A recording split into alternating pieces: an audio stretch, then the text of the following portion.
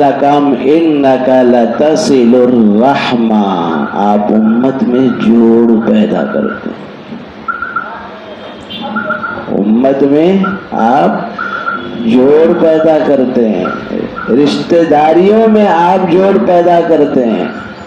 تو اسی لیے ہمارے اکابر نے اس کا نام امت کہیں توڑ پیدا نہ کرے، نام ہی جوڑ رکھا ہے۔ ہر چیز کا جوڑ جوڑ جوڑ جوڑ دماغوں میں ہمارے اکابر نے اس قدر بٹھایا تاکہ امت میں توڑ پیدا نہ ہو۔ لیکن اگر کسی بھی رخ سے توڑ پیدا کی جا رہی ہو تو یاد رکھنا بھائیو، یہ کام نبوی کام نہیں ہے، یہ کام ابلیسی کام ہے۔ یہ کام نبوی کام نہیں ہے، یہ ابلیسی کام ہے، شیطانی کام ہے۔ اِنَّكَ لَتَصِلُ الرَّحْمَةَ وَتَحْمِلُ الْكَلَّةَ، آپ دوسروں کا بوجھ اٹھاتے ہیں۔ وَتَقْسِمُ الْمَعْدُومَ، جو کمائی کرنے والے نہ ہوں، اندھے لنگڑے لولے، ان کے لیے آپ کمائی کی فکر کرتے ہیں۔ وَتُقْرِئُ الضَّيْفَ، آپ مہمان نوازی کرتے ہیں۔ وَتُعِينُ عَلَى نَوَائِبِ الْحَقِّ، حق تعالیٰ کی طرف سے آنے والے سیلاب میں آپ جو ہے ان کی مدد کے لیے کھڑے ہو جاتے ہیں۔ یہ کام تھے آپ کے، جو بخاری شریف میں آج بھی وہ پورے 5 کام حضور کے موجود ہیں۔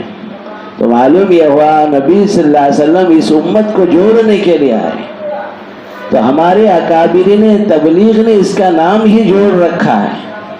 تو پھر اس بات کی ضرورت ہے کہ بھائیو، اس وقت میں آپ حضرات کے سامنے ادباً گزارش کرتا ہوں، ایک کام علماء کا ہے اور ایک کام ہم کو عوام کا کرنا ہے۔ علماء کو علم کی روشنی میں حق اور باطل کو سمجھنا ہے، یہ بہت ضروری ہے۔ حق کیا ہے، باطل کیا ہے، سچ کیا ہے، جھوٹ کیا ہے، نور کیا ہے، اندھیرا کیا ہے، یہ پہچاننا ہے۔ آپ کو اللہ نے علم کی ایک بہت بڑی میراث دی ہے، اس علم کے میراث کی روشنی میں آپ خود پرکھیں حق کیا ہے، باطل کیا ہے۔ آپ جانتے ہیں ہم آپ کو جو ہے سمجھانے کی ضرورت نہیں ہے، لیکن دوسرا جو معاملہ رخ ہے وہ عوام کا ہے۔ عوام کا حال یہ ہے کہ وہ کسی کے ساتھ عقیدت ہو جاتی ہے۔ خود دیکھیے آپ اکابرین تبلیغ میں جس وقت ہمارے حضرت مولانا حضرت جی انعام الحسن صاحب رحمۃ اللہ علیہ، حضرت مولانا عمر صاحب پالن پوری رحمۃ اللہ علیہ تھے، اور اس سے ہٹ کر ابراہیم دیولہ صاحب دامت برکاتہم، یہ سارے ہمارے اکابرین تبلیغ کے خطابات ہوتے تھے۔ تو سب کی جو ہے ترتیب طے ہوتی تھی، تو کسی کو ہدایت یا استقامت کا ذریعہ کسی کا بیان بن جاتا ہے، کسی کے بیان سے متاثر ہو کر زندگی بدل جاتی، کسی کے بیان سے استقامت آ جاتی، کسی کے بیان سے جو ہے اللہ کی محبت، حضور کی محبت دل میں آتی ہے، تو ایک عقیدت دل میں بیٹھ جاتی۔ بات کو اچھی طرح سمجھیں آپ حضرات، یہ عقیدت وہ ہے، مان لیجئے کہ میں ہمارے حضرت مولانا سعد صاحب دامت برکاتہم کا میں عقیدت مند ہو گیا، ان کی کسی بات میں میرے دل کو بات لگ گئی تو میرے لیے ایک عقیدت ہو گئی۔ آپ کو حضرت مولانا ابراہیم دیولہ دامت برکاتہم کوئی بات سمجھ میں آئی، ان کی ساتھ آپ کو عقیدت ہو گئی۔ اب عقیدت ایک ایسی چیز تو ہے نہیں کہ میں یہ کہوں میرے سے جس کو عقیدت ہوئی آپ اپنی عقیدت ہٹا کے میرے ساتھ ہو جائیے، یا آپ یہ نہیں کہہ سکتے کہ صاحب آپ کے دل میں جس کی عقیدت ہے اس کو ہٹا کے میرے ساتھ ہو جائیے۔ عوام باریکیوں کو نہیں سمجھتی، عوام علمی تحقیقات سے اس کو کوئی تعلق نہیں ہوتا، عوام کو حق اور باطل کی تمیز نہیں ہوتی، لیکن ہم تو اہل علم ہیں۔ علم کی روشنی میں ہمارا کام کیا، حق کا حق ہونا پہچاننا ہے، باطل کا باطل ہونا پہچاننا ہے۔ اگر آپ کسی وجہ سے ایسی جگہ ہیں جہاں پر کوئی بات کہنے سے فتنہ ہونے کا اندیشہ ہے، آپ محسوس کر رہے ہیں کوئی متشدد ہے، آپ خاموش بیٹھیں، کل اللہ کے پاس گریبان پکڑا جانے والا۔ کوئی تشدد برت رہا ہے، کوئی تبلیغ کی تو ہے وہ قرآن و حدیث سے ہٹ کر تبلیغ کی بات کر رہا ہے، تو آپ کا کام ہے محبت سے اس کو سمجھانا ہے۔ میں صاحب کہنا چاہتا ہوں، میرے دو ساتھی ہیں اہل علم، میرے جو ہے ہم نشین ہیں آپ، حیدرآباد میں جب یہ سلسلہ شروع ہوا بہت پریشانی ہوئی ہم لوگوں، ہمارے اکابرین کے سامنے بار بار جو ہے دکھڑا جو ہے امت کا سنایا جاتا رہا، تو فکر یہ کی گئی کہ بھائی دو دھڑ، بہرحال اوپر کا اختلاف جو بھی ہو چھوڑ دو، جہاں بھی ہیں جس جگہ بھی ہیں محبت سے کام کرنے کا مزاج پیدا کرے، اس کے لیے بیٹھکیں رکھی جائیں۔ تو بڑوں نے کہا نہیں، یہ بات ضروری ہے، دونوں دھڑوں سے بات کی جائے۔ اس کے لیے مجھے جو ہے اس کا امیر بنایا گیا کہ آپ کو جانا ہے تو آپ کسی کو لے کر ساتھ میں جائیے۔ ایک ایسے ساتھی سے ملاقات ہوئی جو صاحب حلقہ تھے اور بہت بڑا ان کے تعلقات تھے، ان سے جا کر ذکر کیا تو کہا مول صاحب بے فکر رہو، میں سب کو بلاؤں گا، آپ کو صرف 3 جگہ جانے کی ضرورت پڑے گی، 3 جگہ آپ جانا۔ میں نے کہا بالکل ضرور، کیونکہ یہ تبلیغ جس سے ہم کو بہت کچھ ملا ہے وہ ہمارے سامنے وہ جو ہے نیا ڈوب رہی ہے، ہم خاموش کیسے بیٹھیں گے؟ علماء کا کام تو ہے خیر کے پہلو کو ترجیح دینا، خیر الناس من ینفع الناس، بہترین انسان وہ ہے جو لوگوں کے لیے نفع کا سامان بنے، نفع کا سبب بنے۔ یقین مانیے جب لوگوں کے پاس جا کر بات رکھی گئی، عوام نے استقبال کیا بھرپور، بہت تکلیف ہوئی، اور یقین مانیے مجھے رونا بھی آ گیا۔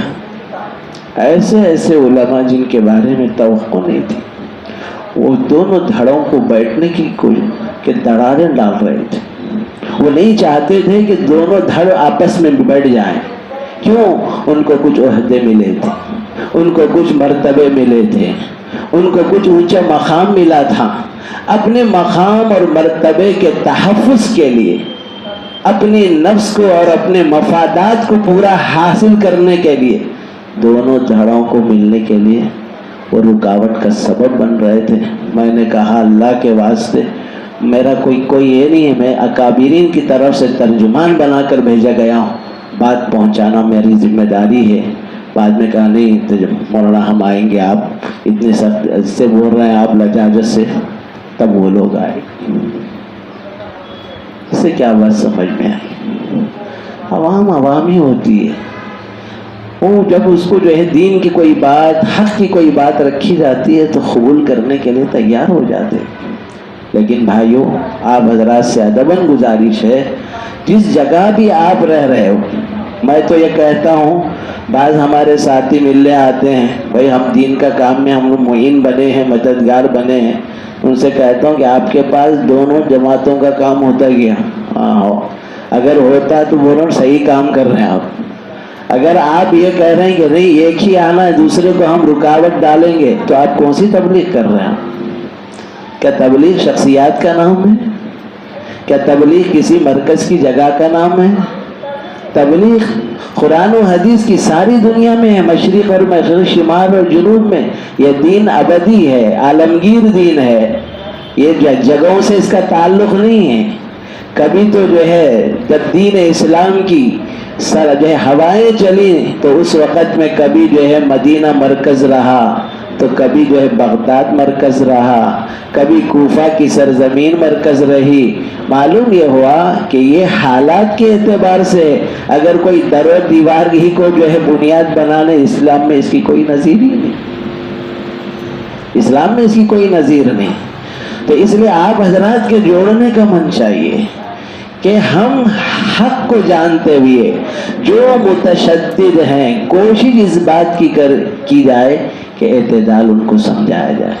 بھئی یہ بھی دعوت کا کام کرنا ہے، یہ بھی دعوت انتہائی وسیع میدان ہے۔